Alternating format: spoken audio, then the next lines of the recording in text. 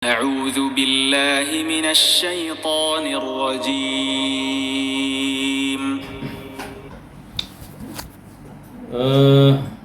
Zikir ketika masuk ke dalam rumah. Kita baca. Telah terdapat sunnah, ya. Laqad warada fi sunnah, telah terdapat di dalam sunnah zikir-zikir yang mulia, yang agung, yang berhubungan dengan seorang muslim, yang mana seorang muslim hendaknya mengucapkan zikir-zikir tersebut ketika mereka masuk ke dalam rumah mereka. Wa fil jumlah yastahibbu lil muslim an yaqul inda dukhulil manzil.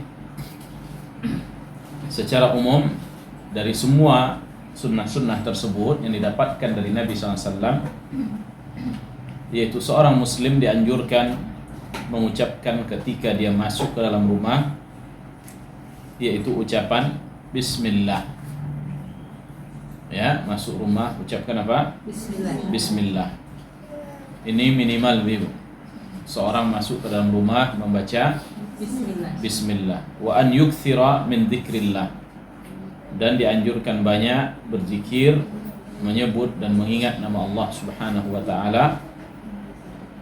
Ya, boleh dia mengucapkan doa yang lain atau zikir yang lain, semisal apa? Bismillahi walajna wa bismillahi kharajna wa ala rabbina tawakkalna. Ya.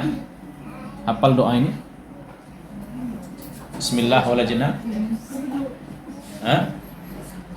Bismillah kharajna.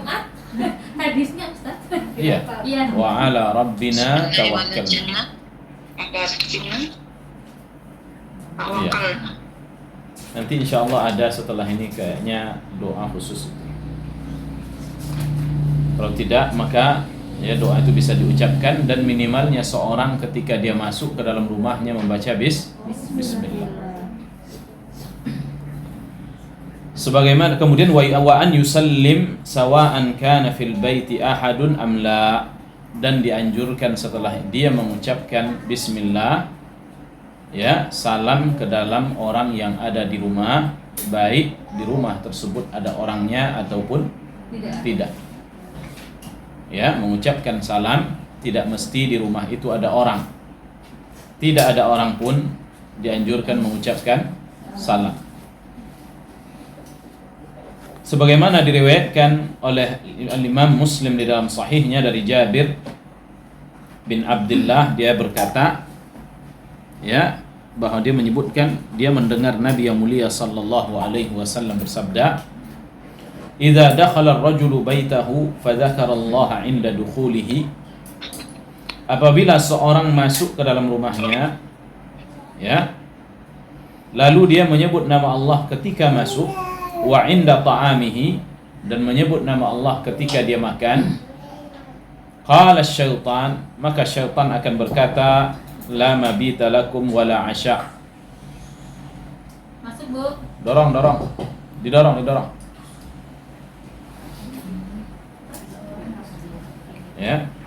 La mabita lakum wala 'asya.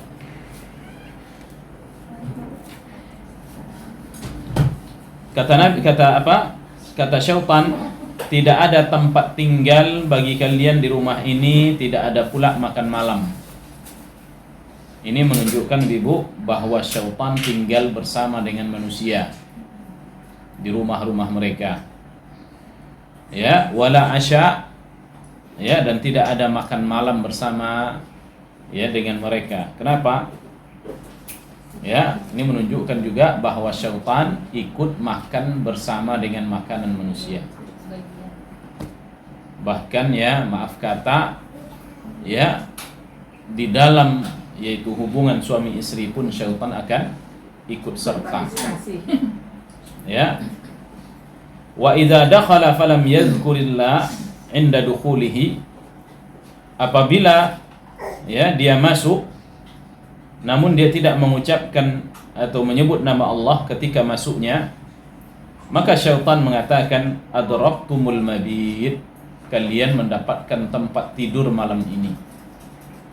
Wa idza lam yazkur inda ta'amihi, ketika dia tidak menyebut nama Allah ketika makannya, syaitan menyebutkan adraktumul mabita wal asya, kalian mendapatkan tempat tinggal dan makan malam. Ya. Baik. Sunnah ini kata beliau menunjukkan, atau hadis ini menunjukkan ala anna dzikral muslimi rabbih, menunjukkan bahwa zikirnya seorang muslim ketika dia masuk ke dalam rumah, minimalnya tadi dengan menyebut nama Bismillah. Allah, yaitu bismillah, ketika makannya, ketika minumnya, ya, sababu hifzihi wa wiqayatihi minasyaitan. Ini adalah sebab, ya, orang tersebut mendapatkan penjagaan dari syaitan. Maknanya terpelihara dari gangguan syaitan. Syaitan tak bermalam di rumahnya dan tidak pula ikut makan bersama dengannya, ya, dan tidak pula ikut minum bersama dengannya. Ya. Fa idza dzukira al-muslim dzakara al-muslim rabbahu khanasa syaitan. Ya, kemudian kata beliau, إذ إن الشيطان يتبع المسلم في أحوالها كله. Syaitan mengikuti, ya, seorang muslim dalam kehidupannya seluruhnya. Ya, syaitan mengikuti kehidupan manusia di dalam seluruhnya, Ibu. Ya, jadi bukan hanya masuk rumah, makan dan minum, lebih daripada itu. Syaitan ikut bersama dengan manusia. Inda dukhulil bait wa inda at-ta'am wa inda syarab wa ghairi dzalika, fa idza dzakara al-muslim rabbah, apabila syaitan menyebut nama Rabbnya itu dengan bismillah, khanasa syaitan, maka syaitan pun akan bersembunyi, wa aisa minhu wa lam yakruhhu, dan berputus asa dan tidak akan mendekatinya. Ya. Wa kana fi hifzin minhu wa man yakrah wa kaidihi. Ya. Dan ini zikir tersebut menyebutkan bismillah ini, ya jelas itu menjaganya dari hal-hal yang tidak ia sukai dan dari tipu daya syaitan. Ya, oleh karenanya rumah itu kalau sudah tidak ada unsur perlindungan di dalamnya, maka dia akan jadikan rumah baginya. Terkhusus adanya tempat-tempat kosong di rumah tersebut, yaitu seperti kamar kosong, atau yang lama, yang ketinggalan, ya, maka ini akan dihuni olehnya, Ibu. Ya, dihuni oleh syaitan. Oleh karenanya, usir syaitan, kata Nabi SAW. Ya, rumah yang dibacakan surat Al-Baqarah, syaitan lari. Mesti khatam nggak bacanya? Nggak mesti. Bacakan surat Al-Baqarah seberapa dia bisa membacanya, untuk membuat syaitan tidak bertempat tinggal di situ. Termasuk juga syaitan, Ibu, tinggal menjadi tempat tinggalnya di rumah, di situ ada gantungan-gantungan foto. Ya, foto-foto yang bernyawa, atau binatang, atau patung. Patung-patung keramik, kadang-kadang ada patung gajah, ya kan? Ya, ada patung kayu, ada patung keramik, ada patung lilin, dan lain sebagainya. Ini semuanya penghalang malaikat masuk ke dalam rumah. Jika malaikat rahmat, pembawa rahmat Allah tidak masuk, maka jelas syaitanlah yang akan masuk ke dalam rumah tersebut. Nah, wa kana fi hibzin, wa amma idza ghafala al-muslim an dzikri, apabila seorang muslim itu dia lalai dari berzikir, maka syaitan yulazimuhu, akan mengikutinya, wa yusyarikuhu, dan akan ikut serta bersama dengannya pada makannya, minumannya, tempat tinggalnya. Ya. Dan ini sebagaimana yang Allah katakan dalam surah Az-Zukhruf, wa man ya'shu an dzikrir rahman nuqayyid lahu syaitanan. Siapa yang melupakan, yang lupa dari mengingat Allah, maka akan kami gandengkan untuknya syaitan. Ya, fahuwa lahu qarin, syaitan itu akan terus bersama dengannya. Ya, ay yuqarinuhu wa yulazimuhu, senantiasa bersama dengannya, wa ya'zuruhu ilal ma'asi azra, dan mengajaknya untuk berbuat maksiat. Ya, ini akibat dari tidak berzikir. Ya, seorang mempunyai musuh yang tidak nyata baginya. Apa dia? Syaitan. Adapun musuh-musuh yang nyata dari manusia, tampak dia. Adapun yang tidak nyata berupa syaitan, bagaimana seorang akan mengusirnya sementara dia kecil, bahkan masuk ke dalam tubuh manusia melalui aliran darah. Ya, oleh karenanya tidak ada penjagaan manusia selain daripada zikrullah, berzikir. Ya, melazimkan lisan membaca bismillah, a'udzubillah. Pada momen-momen yang kapan kita disuruh membaca bismillah, dan momen-momen kapan kita disuruh membaca ta'awuz atau a'udzubillah. Dan zikrullah taridun lisyaitan, dapat mengusir syaitan, hafizun lil insan, dapat menjaga manusia. Wadzakir lillahi mahfuzun minasyaitan, dan orang yang berzikir akan terjaga dari was-was dan gangguan-gangguan syaitan.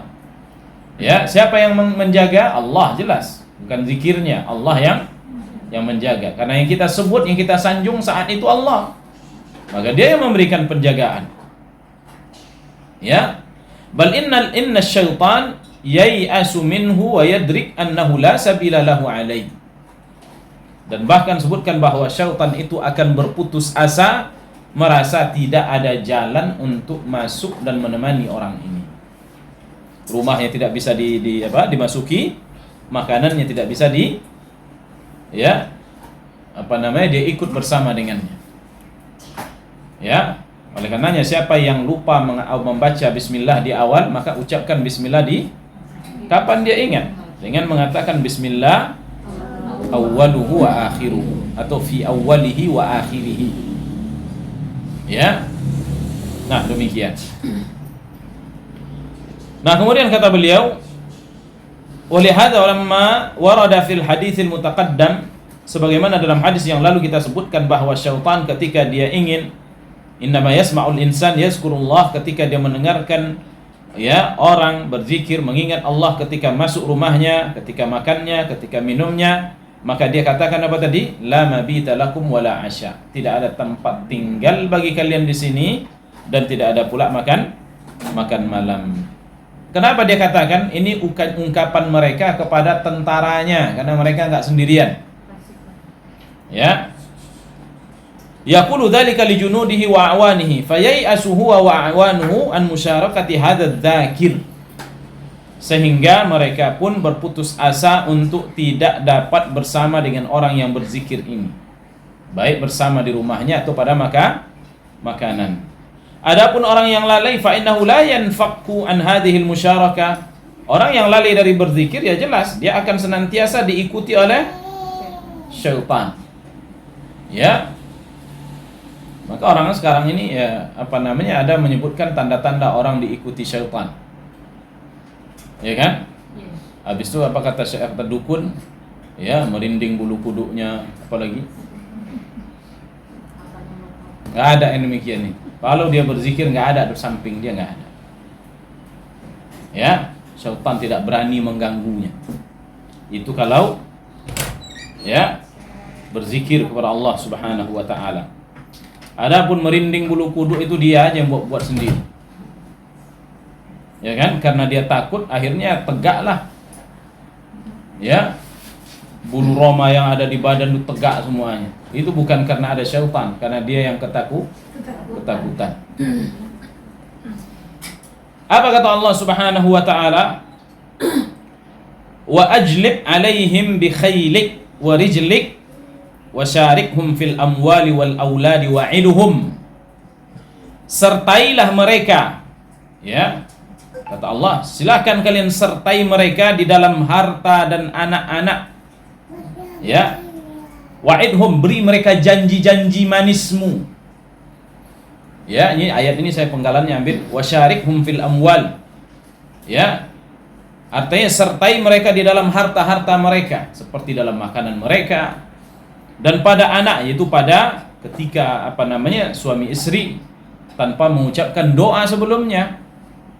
Ya, wa'iduhum, beri mereka janji-janji.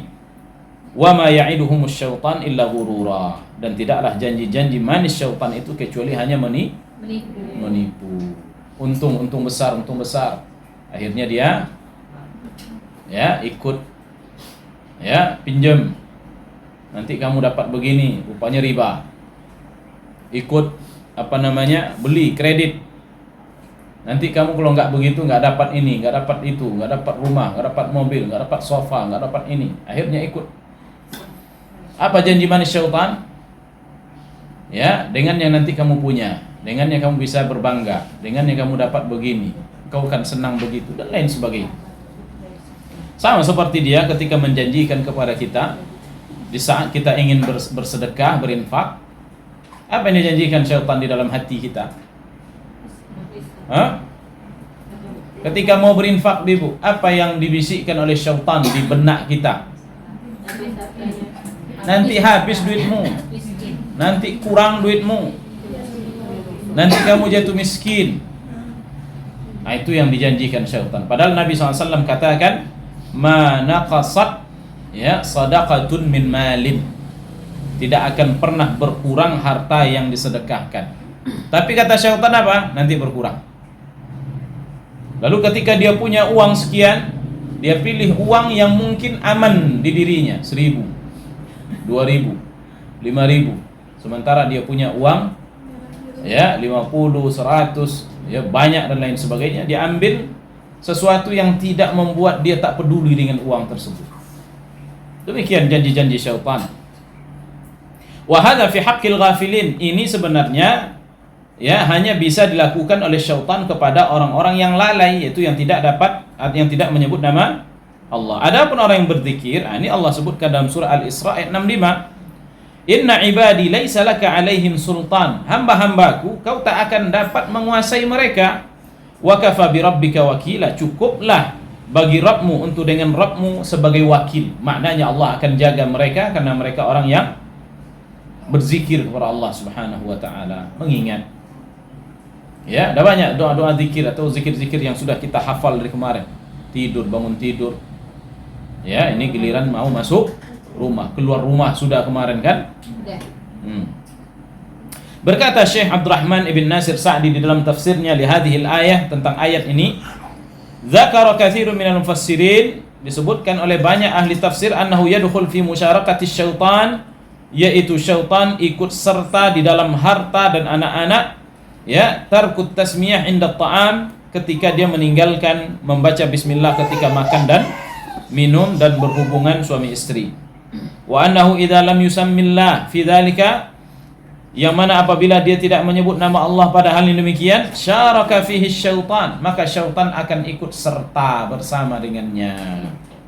Ya, kama warada fil hadis, sebagaimana disebutkan di dalam hadis yang lalu yang tadi kita sampaikan. Oleh karena terkadang hilang keberkahan, Ibu. Dan bahkan sebagian orang-orang ahli-ahli ruqyah melihat bahwa ada sebagian penyakit itu disebabkan oleh syaitan. Nggak tahu entah racun apa yang dimasukkan ke dalam makanan. Nyuap pula dia. Pula kok nggak bisa habis, Ustaz? Syaitan kan kecil, jin itu kecil, halus. Nggak tahu bagian mana dari makanan itu yang dia makan. Mana kita tahu? Jangan bilang kok nggak habis, Ustaz. Dia nggak besar, dia nggak bertumbuh besar. Dia halus. Nggak tampak oleh manusia, di mikroskop pun nggak nampak. Kalau virus masih bisa dilihat pakai mikroskop. Ini mikroskop aja nggak nampak dia, tapi dia ada. Bagaimanalah banyaknya makannya. Luar biasa. Syaitan ini kecil, halus, Ibu, tapi kekuatan di atas kekuatan manusia. Dia bisa terbang tembus langit ke-7, bisa dia tembus langit pertama dia bisa tembus. Nggak pakai tabung oksigen dia. Dia bisa masuk ke dalam lautan sedalam-dalamnya tanpa alat yang seperti yang kita miliki. Terus demikian, canggih. Kuat.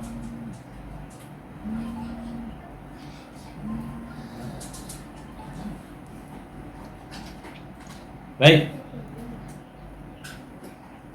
Kemudian wa annahu idza lam yusammillah fi dzalika syaraka syaitan kama warada fil hadis.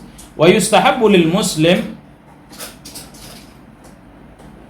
Terbu ya. Halo.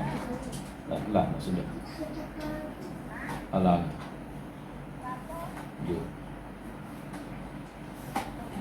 Bu.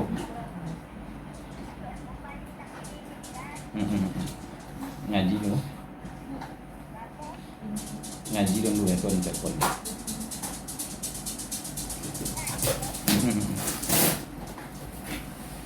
Telepon.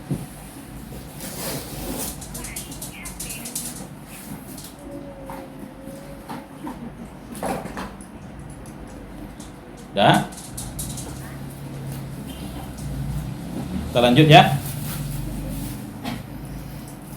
Wa yustahabbu lil muslim inda dukhulil manzil, dianjurkan bagi seorang muslim ketika dia masuk ke dalam rumah an yusallim, yaitu mengucapkan salam. Ya, sawaun kana al manzil manzilahu aw manzila ghairi, apakah rumah itu rumahnya atau rumah orang lain. Wa sawaun kana fihi ahadun am la, dan apakah di dalam rumah itu ada orang atau tidak. Ya, sebagaimana Allah katakan di dalam surah An-Nur ayat 61, fa idza dakhaltum buyutan fasallimu ala anfusikum. Apabila kalian masuk ke dalam suatu rumah, maka salamlah kalian atas diri kalian, tahiyatan min indillah, yaitu sebagai penghormatan yang datang dari sisi Allah, mubarakatan, dan sebagai keberkatan yang baik. Oleh karenanya salam yang sempurna itu assalamualaikum warahmatullahi wabarakatuh. Ya, salam ini Ibu semenjak kapan itu? Semenjak masa Nabi Adam diciptakan dari surga sana. Makanya Allah katakan, itulah salam penghormatanmu wahai Adam dan anak keturunanmu. Datang orang Kristen disingkatnya jadi salam aja lagi sekarang. Asalnya dari assalamualaikum warahmatullahi wabarakatuh. Tinggal salam aja lagi. Itu pun di salam kan ya. Ya, padahal dari salam lalu jadi salam. Itulah mereka itu sudah dirubah, sudah diganti, sudah dikurang-kurangi agama mereka. Tidak lagi seperti yang dibawa oleh Nabi Isa alaihissalam. Ya. Berkata Ibnu Sa'di, ya, di dalam tafsirnya terhadap ayat ini, ay nakira fi siyaqis syar yastamil baital insan wa baita ghairihi. Bentuk kalimatnya adalah nakira, ya, dan bentuknya syarat. Ya, ini menunjukkan bahwa rumah yang dimasukkan rumah siapa saja, rumah dia ataupun rumah orang lain. Ya. Sakin amla, apakah ditinggali oleh orang di dalamnya atau masuk ke dalam rumah yang jelas kosong. Ucapkan salam ke dalam rumah tersebut, assalamualaikum. Ya.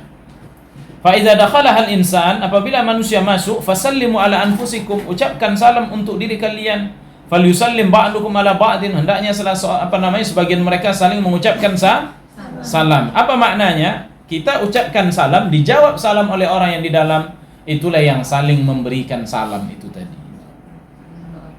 Ya. Assalamualaikum, jawabannya waalaikumsalam warahmatullahi wabarakatuh. Ini saling mengucapkan salam.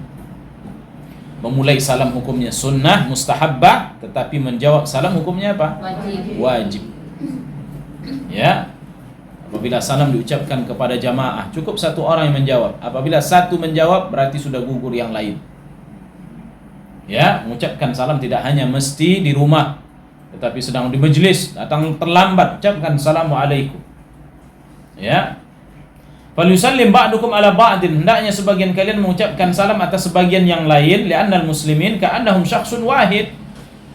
Ya, karena orang muslim itu sama dengan satu jiwa. Oleh karenanya Allah katakan pada ayat, fasallimu ala anfusikum, ucapkan salam terhadap diri kalian. Diri kalian maknanya sesama kalian ucapkan salam. Ya, li'annal muslimin ka'annahum syakhsun wahid min tawaddihim wa tarahumihim. Karena orang muslim itu diibaratkan satu, ya, yaitu di dalam berkasih sayang, di dalam saling toleransi dan lain sebagainya. Fassalamu masyru'un lidukhuli sairil buyut. Salam disyariatkan ketika masuk untuk seluruh rumah, termasuk masuk ke dalam masjid pun dianjurkan mengucapkan salam. Masuk masjid, ya. Kalau orang sedang sholat, ucapkan salam juga, Ibu? Hah? Masuk rumah. Masuk masjid, Masuk salam. salam, salam juga. Meskipun orang sedang Sholat. sholat. Gimana cara jawabnya kita sedang sholat? Waalaikumsalam. Gitu. Hah? Pakai syarat tangan. Cukup. Ya, tanpa mengucapkan salam. Nabi SAW pernah diucapkan salam ketika dia berada dalam masjid. Maka dia menjawab dengan syarat tangan. Tidak dijawab. Berdosa enggak orang mengucapkan salam? Tidak berdosa. Kalau berdosa, Nabi SAW tegur sahabat tadi yang mengucapkan salam kepada dia, dan waktu itu dia berada di Masjid Quba. Tapi tak ditegur oleh Nabi SAW. Menunjukkan bahwa mengucapkan salam di masjid, meskipun kita lihat orang sedang salat, tidak terlarang. Ya. Nah, kemudian kata beliau, min ghairi farqin baina baitin wa baitin summa mada hadzal salam, lalu Allah memuji salam ini dengan mengatakan tahiyatan min indillah, yaitu tahiyat dari sisi Allah dan keberkatan yang baik. Ya, ai salamun biqaulikum assalamu alaikum warahmatullahi wabarakatuh. Itu salam di sisi Allah, maknanya itu ucapan kita assalamu alaikum warahmatullahi wabarakatuh. Ya, au assalamu alaina wa ala ibadillahi salihin, atau ucapan salam kita di dalam tahiyat assalamu alaina wa ala ibadillahi salihin. Itu salam juga, Ibu. Ya.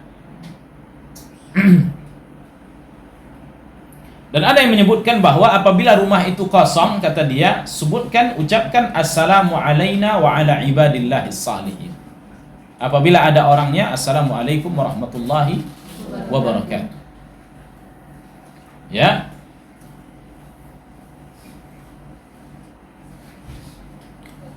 Nah ini mubarakatin listimaliha ala salama minan naqsi wa husulir rahmah wal barakah wal nama wal ziyadah. Ya, salam situ ada keberkatannya, ada assalamu alaikum warahmatullah wabarakatuhu. Ya, salam kesejahteraan untuk kalian. Kemudian apa lagi? Warahmatullah, rahmat Allah atas kalian, wabarakatuhu, dan keberkahan dari Allah Subhanahu wa taala. Adapun ucapan assalamu alaina wa ala ibadillahis salihin, ya, ketika masuk ke dalam rumah, wala siyama ghairul maskun, ya, apalagi rumah yang tidak dihuni penghuni, kosong, maka sebaiknya kita mengatakan, ya, apa kata beliau, mengucapkan assalamu alaina wa ala ibadillahi as-salihin.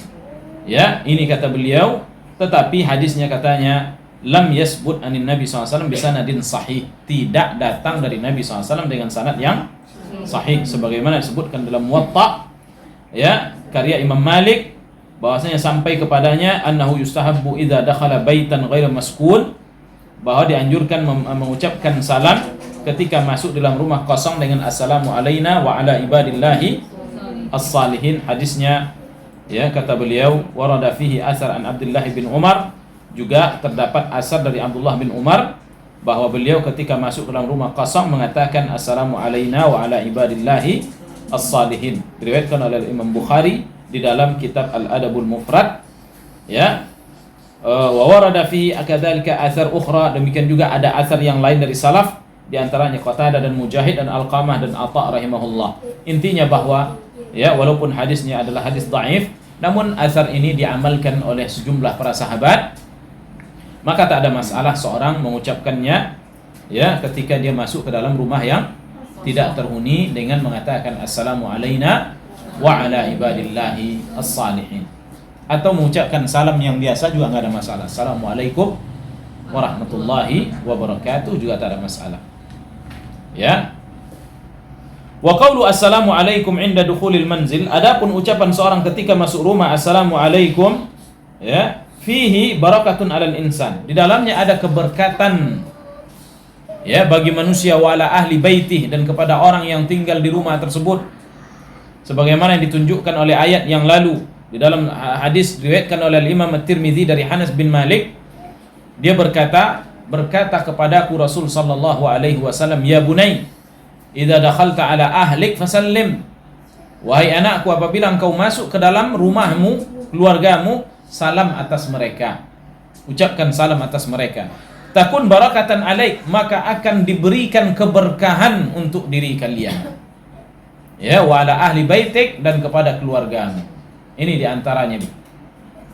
Siapa yang mengucapkan salam kepada keluarganya, keberkahan untuk dirinya, keberkahan untuk keluarganya. Berkah, apa arti berkah? Kebaikan yang melimpah. Berkah untuk dunianya, berkah untuk akhiratnya. Di antara keberkatan apa? Sehatnya badan, jauhnya dari penyakit, jauhnya dari musibah, jauh dari hal-hal yang kita khawatirkan, dan lain sebagainya. Rizki yang lancar termasuk bagian dari keberkatan hidup. Ya, kemudian kesalihan, terjaganya agama di dalam rumah, ini keberkahan yang luar biasa. Ya.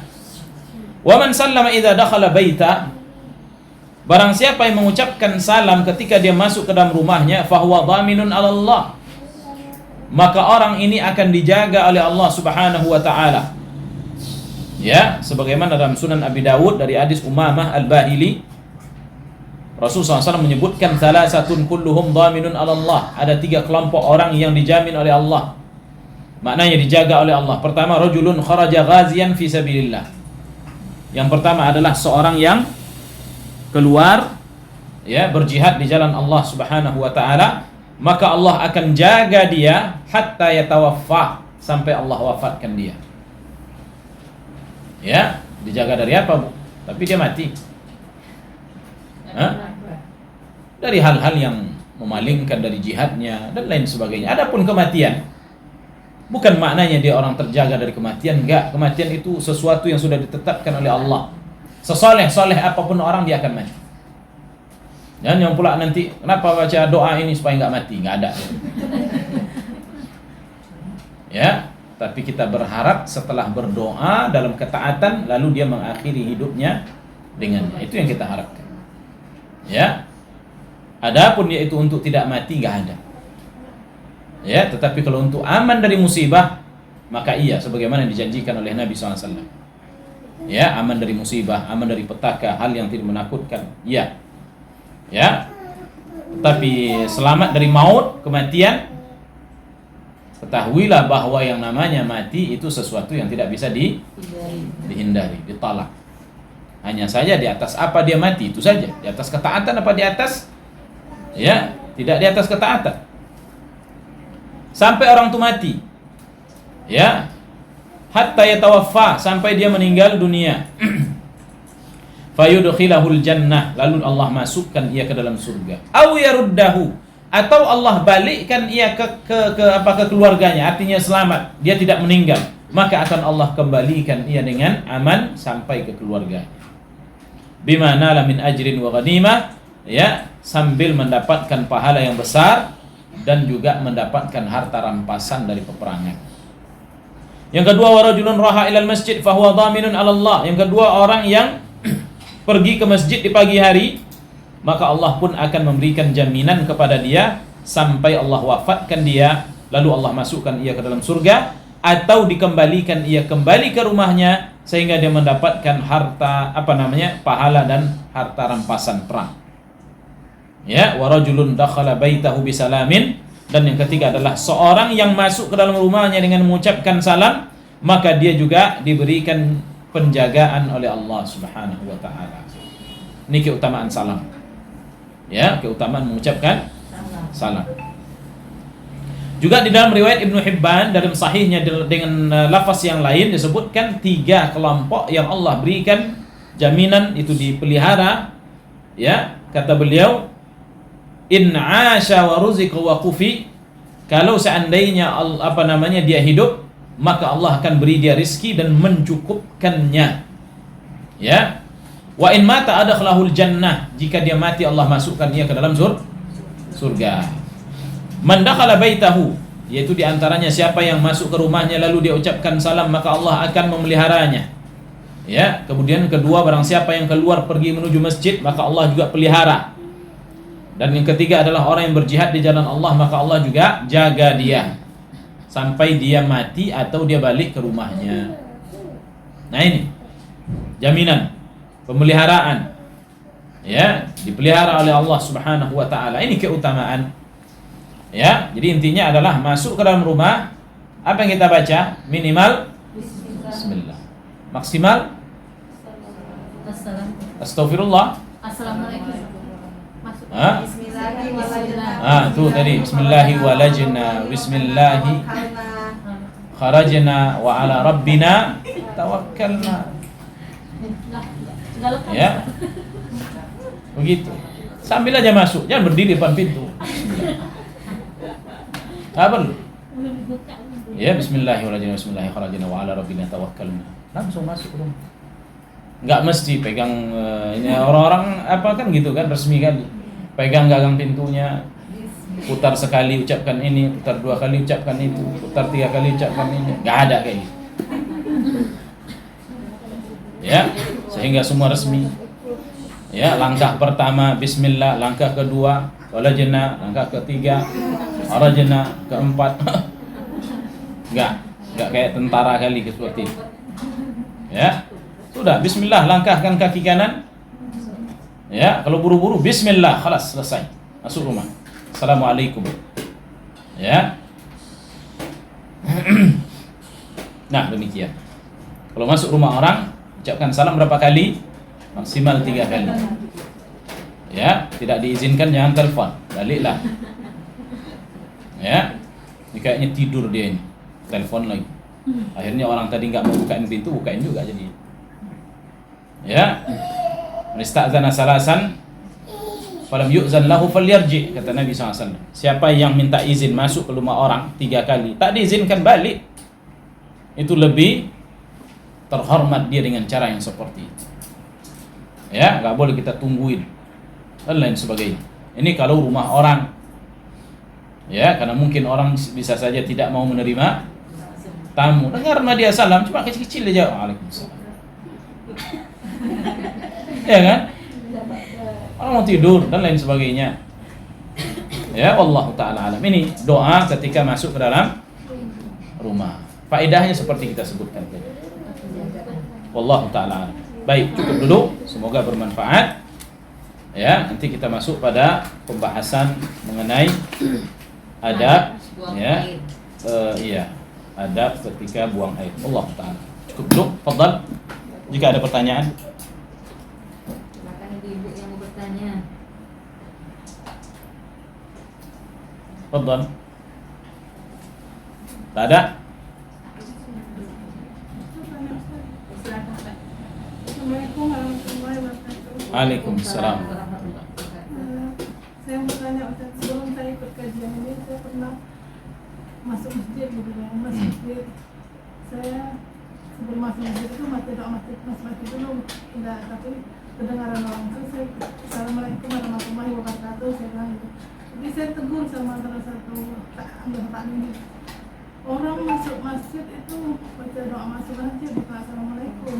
Jadi saya diam aja, gimana Mas? Ya, nggak ada masalah, sabar aja. Bisa jadi dia belum sampai kepada dia hadis ini. Apalagi terkadang orang awam, ya, tidak banyak buku yang dia pelajari. Ya, orang-orang umum tak banyak kitab yang dia pelajari. Tak ada masalah, maafkan aja. Ya, tidak mesti harus mengendorkan kita untuk mengucapkan apa yang memang itu merupakan sunnah. Saya dulu ibu ya, waktu di pesantren sampai berdebat sama kawan gara-gara kayak gitu. Ketika dia tahu sunnah gini diikuti oleh kawan. Jadi ada rupanya abang kelas itu tak setuju dengan kita. Siapa tadi ucapkan salam itu? Ya, saya datangilah, semangat masih 45 waktu itu. Berdebat di ruang kamar berapa itu? Di kamar apa? Kamar masjid itu. Berdebat. Ini cuma akal-akalan aja, masjid ngapain ucapkan salam. Kita sebutkan hadisnya, dia nggak bisa membantah. Intinya dia nggak setuju. Kenapa? Nggak biasa dibuat orang, itu aja. Ya, tapi waktu itu semangat saya 45, Ibu jangan ditutir. Masih baru dapat. Ya. Nah, hari ini ya tentunya kita agak lebih hikmah di dalam bersikap. Tidak semua harus kita debat. Kalau ada orang yang belum paham, tidak semua harus didebat. Anggap saja belum sampai ilmu itu kepada dia. Yang namanya itu diamalkan terus. Tidak ada masalah. Saya dulu, iya, setiap kali ada yang menentang, saya debat. Ada yang menentang, saya debat. Ya, bahkan guru menentang saya debat. Gitu. Biasa, baru dapat. Sekarang mesti harus kita bersabar. Ya, dan itu sunnah, tak ada masalah insyaallah ta'ala. Tetapi kalau ditinggal pun tak ada masalah juga kalau kita lihat jika mudaratnya jauh lebih besar. Ya. Tapi pun kalau seandainya kita ucapkan bagus sebagai biar orang tahu bahwa itu merupakan sunnah. Ya, menghidupkan sunnah hari ini perlu ibu-ibu. Terkhusus sunnah yang sudah mati. Banyak sunnah-sunnah yang sudah mati, maknanya yang sudah tak diketahui oleh orang awam. Disebabkan tidak ada orang yang ngasih tahu dari dahulu. Maka baiknya sunnah-sunnah seperti ini dihidupkan. Ya, sekarang sunnahnya bercadar, damara, alhamdulillah. Berkat siapa? Kalau bukan orang-orang yang tegak di atas sunnah pertama. Ya, dahulu dibenci, orang tak mau dan lain sebagainya. Sekarang orang tak tahu apa namanya. Orang yang tak belajar sunnah pun dia pakai pakaian seperti yang ibu-ibu pakai. Alhamdulillah sudah marah. Majelis ilmu, siapa yang memulainya? Orang-orang sunnah yang bertegak di atas sunnah. Ya, semarak. Ya, mereka punya majelis, kita buat pula, buat ngaji. Siapa yang percetusnya? Buat. Ada majelis ibu-ibu yang awam kayak ibu-ibu ini buat setiap hari ngaji? Nggak ada. Buat sunnah kayak gini. Nggak ada saya lihat orang yang mengaji setiap hari mengaji kecuali di sunnah. Ya, kalau ibu siang atau sore. Kalau di sana di masjid kita Sabilun setiap habis maghrib sampai isya, setiap maghrib orang itu juga hadir. Ada orang umum ngaji setiap hari? Orang awam? Enggak. Ngaji mereka sekali sebulan itu udah banyak kali. Ya, nah pertahankan sunnah itu. Dicontoh oleh orang lain yang dapat pahala siapa? Kita yang mencetus. Ya, tren mengaji, tren membuat kajian. Ya, terus demikian. Wallahu ta'ala. Ada lagi? Fadhal. Ada orang hutang misalnya. Hutang? Hutang. Habis itu kan kita misalnya udah ikhlasin. Itu orang yang berhutang itu berdosa nggak dia? Kalau kita udah ikhlasin. Kan sudah diikhlaskan. Dia nggak. Bebas. Jadi dia nanti tidak akan dihisap lagi. Itulah memaafkan saudara itu dengan mengikhlaskan. Tapi memaafkan dia lebih baik datang kepada dia atau ditelepon. Ya, udah hutangmu nggak usah kau pikirkan, sudah aku maafkan. Ya, ketika kita lihat dia sedang susah hidupnya. Jadi dia juga tidak berpikir lagi. Iya, jangan ibu maafkan di hati. Ada lagi bentuk maafnya kalau dibayar bayarlah, enggak. Kalau bayar saya terima, enggak. Setelah itu Ada juga kayak gitu kan. Jadi orang nanggung dibuatnya. Memang sih nggak berharap lagi dia dari uang itu. Cuma orang kan masih terhutang. Kalau mau maafkan serius, telepon dia, SMS, ya. Apalagi kita lihat keadaan dia umpamanya tidak stabil ekonominya, udah info aja, udah kemaafkan, tak ada masalah, nggak usah kau pikirkan. Orang itu masya Allah sujud syukur dia itu. Ya, senang hati orang kan. Dia tidak memikirkan lagi dan dia tidak dianggap berhutang lagi. Di akhirat nanti ketemu sudah tak ada lagi, itu habis sudah. Ya gitu. Allah Ta'ala ala. Tak ada masalah. Baik, memaafkan hutang itu bagian dari ya amal. Ya, bagian dari ibadah. Kalau mengasih hutang saja itu sama seperti sedekah dengan setengah harta, apalagi memberinya. Ya, sudahlah dapat pahala selama ini, umpamanya udah 3 tahun hutang itu tak dibayar-bayar. Ya, tak ada jalan kita lihat dia bayar, baru kita katakan sudah aku maafkan. Nambah terus hutang. Nambah pahalanya terus. Ya, bagus, maafkan hutang itu bagus lebih. Ya, apalagi kita lihat diri kita juga sudah berkecukupan. Ya, lihat orang kesusahan, sudah maafkan aja. Tak dia bayar-bayar hutangnya, umpamanya ingin lari dari hutang, maafkan dia, besok tak usah dihutangin lagi. Nah, selesai. Ya kan? Yang jadi masalah kita duit juga kurang, duit dihutangi, itu jadi masalah itu. Orang maaf. Ya. Allah Ta'ala. Tuntut boleh, itu hak kita. Boleh nggak dipenjarakan orang yang tak bayar hutang? Boleh. Tengok dulu. Kenapa? Sejak kali. Kalau disebabkan karena dia lari dari hutang dan kebiasaannya seperti itu sudah menjadi sifat, banyak korban, penjarakan. Tapi jika memang dia ada keinginan mau bayar tetapi banyak tanggungan hidupnya, masa kita penjarakan? Zalim kita ibu. Ya, tulang punggungnya suaminya. Sekarang dia susah hidupnya, sakit pula lagi suaminya, hutang tak bisa dia bayar. Kita penjarakan? Allah. Ya, gitu. Jadi lihat keadaan. Siapa orang yang dipenjarakan, siapa yang tidak, mesti harus kita penjarakan. Orang model yang kedua tadi dimaafkan. Paling tidaknya ditangguhkan hutangnya sampai dia dapat membayar. Bahkan ada orang yang ngasih hutang, kapan saya bayar? Seumur kamu di sini gitu. Ada juga kayak gitu. Seumur hidupmu, kapan kamu bayarlah, kata dia. Sebenarnya orang ini mau ngasih, cuma mungkin dia sungkan-sungkan. Akhirnya dibuatnya seumur hidupmu, bayarlah seumur hidup. Gitu. Kita pun dikatain begitu, nggak sanggup juga mau cicil 1.000 rupiah setiap hari. Bahkan kalau nengok baiknya dia seperti itu, kalau bisa kapan ada uang kita bayar. Gitu.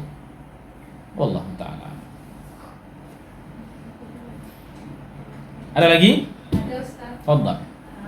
Mengenai hadis adab makan Ustaz. Mm-mm. Karena baru minggu kemarin bahasanya anggap itu teguran yang biasa gitu. Tetapi Gimana? teguran. Jadi anak di tempat kerja itu kan mereka doa makannya yang umum.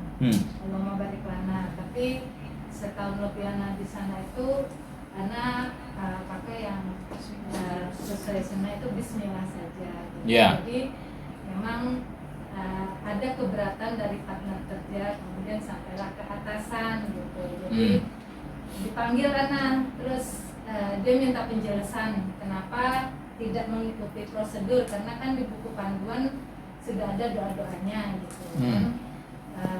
Bekerjanya di sini, jadi ikutlah aturan di sini. Terus akhirnya dia minta penjelasan ke saya, mungkin merasa nggak enak. Terus saya jelaskan yang saya dapat mengenai tentang hadis adab makan tersebut, kemudian Singkat ceritanya gimana? Ya, bahwa tidak ada riwayat mengenai bacaan Allahumma barik lana itu, yang ada sesuai hadis itu Rasulullah pun membacanya hanya cukup dengan Bismillah seperti itu. Tetapi keberatan itu memang disampaikan beliau, dan beliau minta tetaplah ikutin peraturan seperti apa yang di buku panduan gitu. Karena dia di mana ini, tempat kerja apa di sekolah? Tempat kerja, sekolah Ustaz. Di sekolah.